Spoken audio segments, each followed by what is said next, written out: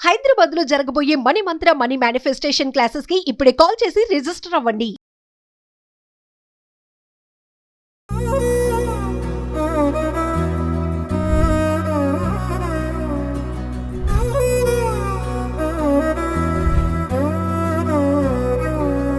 నిజగరి మగ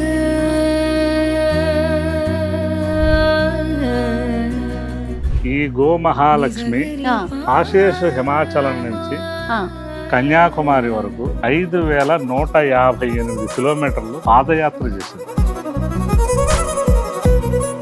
ఈ వృద్ధి మా జాతి వృద్ధిని కోరుకోమని చెప్తుంది ప్రధానమంత్రి గారు.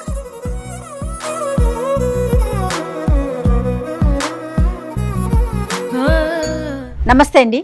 ఆసేతు హిమాచలం నుంచి కన్యాకుమారి వరకు కొన్ని వేల కిలోమీటర్లు ప్రయాణం చేసినటువంటి ఒక మహాలక్ష్మిని మీ అందరికీ పరిచయం చేస్తానండి. ఆవిడ యొక్క ముఖ్య ఉద్దేశం మీరందరూ ఆరోగ్యంగా ఆనందంగా ఉండండి, మీతో పాటు మమ్మల్ని కూడా ఆనందంగా సజీవంగా ఉంచండి అని చెప్పి తిరగని పుణ్యక్షేత్రం లేదు, వెళ్ళని పీఠాధిపతి లేదు. కొన్ని వేల కిలోమీటర్లు ప్రయాణం చేసింది అంటేనే మీకు అర్థమవుతుంది కదా ఎవరు ఏంటి అనుకుంటున్నారా? పూర్తి వివరాలు రవిచంద్ర గారిని అడిగి తెలుసుకుందాం. నమస్తే రవిచంద్ర గారు. నమస్కారం అండి. ముఖ్యంగా ఈ రోజు నేను ఇక్కడ దాకా రావడానికి ప్రధాన కారణం వృద్ధిని చూడటానికి. ఈ వృద్ధి మా జాతి వృద్ధిని కోరుకోమని చెప్తుంది ప్రధానమంత్రి గారికి. ఈ వృద్ధి మన పూర్వీకులు ఎవరైతే పాలించారో నాటు జాతి పాల వృద్ధిని కోరుకోమంటుంది రైతులందరికీ. సుమన్ టీవీ ప్రేక్షకులారా, చేతులెత్తి దండం పెట్టి నేను వినతి చేసేది, మానవ జాతి మనుగడకి కారణమైనటువంటి మహాలక్ష్మి ఈ యొక్క గోవు సంతతి. ఈ గో సంతతి వృద్ధి కోసం నోరు లేని ఈ మూగజీవి కన్యాకుమారి నుంచి కాశ్మీర్ వరకు 5158 కిలోమీటర్లు కాలినడకన వెళ్ళింది. వెళ్ళటమే కాదు, సాక్షాత్తు పార్లమెంట్లోకి వెళ్ళింది. పార్లమెంట్లో ప్రధానమంత్రి గారికి వినతి పత్రం ఇచ్చింది. అద్భుతం అండి. అమిత్ షా గారికి వినతి పత్రం ఇచ్చింది. అలాగే నితిన్ గడ్కరీ గారి ఇంట్లో ఒక రోజు ఉంది. అనేక మంది మన వేద పండితులు దీనికి 14 రాష్ట్రాల్లో పూజలు చేయటం జరిగింది. ఈ మహాగోవు ఇరుముడి కట్టుకొని మన అయ్యప్ప స్వామి శబరిమలకి వెళ్ళి ఆ యొక్క మొక్కును కూడా సమర్పించుకుంది. అరుణాచల గిరి ప్రదర్శన చేసింది. మన యాదగిరి గుట్టలో లక్ష్మీ నరసింహస్వామి గిరి ప్రదర్శన చేసింది. ఇన్ని ప్రయత్నాలు ఈ చిరుగోవు, పొంగనూరు గోవు చేయటానికి మూల కారణం గో సంరక్షణ. గోవుని సంరక్షించాలని ఒక ఉద్దేశం మాత్రమే.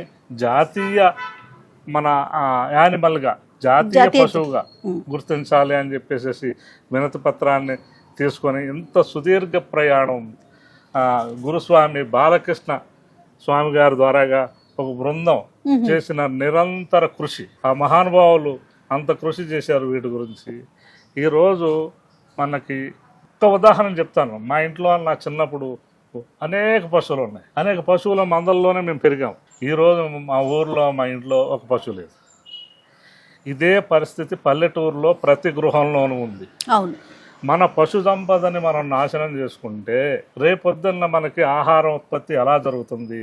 ఈ యంత్రాలు, హెలికాప్టర్లు, ఆకాశంలో దుర్బిణి చూసి మనం చూస్తున్న ఆకాశంలోకి వెళ్ళే రాకెట్లు మనకు తిండి పెట్టవండి. భూమాత, గోమాత, రైతు మాత్రమే తిండి పెడతాడండి. మన జాతికి అవసరము. మన భారత జాతిలో 140-150 కోట్ల మంది జనాభా అయిపోయాము. ఇంతమందికి ఆహారం సమృద్ధిగా, సహజమైన ఆహారం తీసుకుంటే వ్యాధులు రావు. సహజమైన ఆహారం తీసుకోవాలంటే మనం తిరిగి మన వెనకకు తిరిగి చూడాలి, మన మూలాలని చూడాలి, మన తాత ముత్తాతలు చేసిన వ్యవస్థల్ని చూడాలి. వాటిని మనం అందరం కూడా గౌరవించి అటువైపు మనం వెళ్తే ఎంతో ఆనందాన్ని ఇస్తాయి, సుఖాన్ని ఇస్తాయి. ఇది పొంగనూరు జాతి కదా? అవునండి. ఎన్ని సంవత్సరాల వయసు ఉంది ఇప్పుడు? ఇది దాదాపు 3 ఈతలు ఈనిందంటే 4వది ప్రెగ్నెంట్. ఓహో. 3 ఈతలు ఈనింది. 5వ సంవత్సరం దాటి 6వ సంవత్సరం వచ్చింది. చాలా సంతోషం అండి. అంటే ఏ జన్మలోనో చేసుకున్న పుణ్యం అంటారు కదా రవిచంద్ర గారు, అది మీరు ఇంటి ముందే ఉంచుకున్నారు. మీరు ఢిల్లీ వెళ్తారు, కాశ్మీర్ వెళ్తారు, కన్యాకుమారి వెళ్తారు. ఎలా వెళ్తారు? ఒక విమానమో, కారో, బస్సో తీసుకెళ్తారు. ఈ మహాలక్ష్మి నడిచి తిరిగిందండి అంత నడక. ఇటీవల కాలంలో ఇంత సుదీర్ఘ ప్రయాణం చేసినటువంటిది మరొకటి లేదు. మరొకటి లేదనే చెప్పుకోవాలి. ఇలాంటి వాళ్ళు ఉన్నారు, మహానుభావులు పుణ్యమూర్తులు ఎంతో మంది ఉన్నారు, మనకి గుర్తు చేసే వాళ్ళు ఉన్నారు. అవును, వాళ్ళని మనం గుర్తుపట్టుకోవాలి తప్పకుండా. కాబట్టి చూశారు కదా, మా వృద్ధి గోసంతత వృద్ధిని కోరుకుంటుంది, రైతు వృద్ధిని కోరుకుంటుంది, దేశ సమృద్ధిని కోరుకుంటుంది. సో ప్రతి ఒక్కరూ కూడా వృద్ధి అని ఎంత చక్కని పేరు పెట్టారండి. ప్రతిదీ కూడా వృద్ధి చెందాలనే ఒక ఉద్దేశంతో గోసంతతిని కాపాడుదాం, అప్పుడే మనమంతా కూడా రక్షించబడతాం. చాలా సంతోషం రవిచంద్ర గారు, ఎంత ఆనందంగా అనిపిస్తా ఉందంటే, నేను విన్నాను మీ మాట, ఫోన్లో విన్నాను, బట్ వచ్చి చూడాలి, కళ్ళతో చూడాలి. ఎందుకంటే ఇన్ని వేల కిలోమీటర్లు మా జాతిని కాపాడండి అని చెప్పి ప్రయాణం చేసింది అంటే ఎంతో మంది మఠాధిపతుల్ని పీఠాధిపతుల్ని కలవటం చూడండి.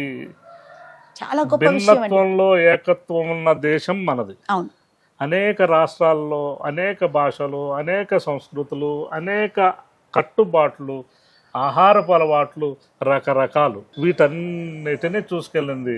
వీటన్నిటిలో పువ్వులు, ఎన్ని రకాల పువ్వులు, ఎన్ని జాతుల పువ్వులైనా దారం ఒకటే.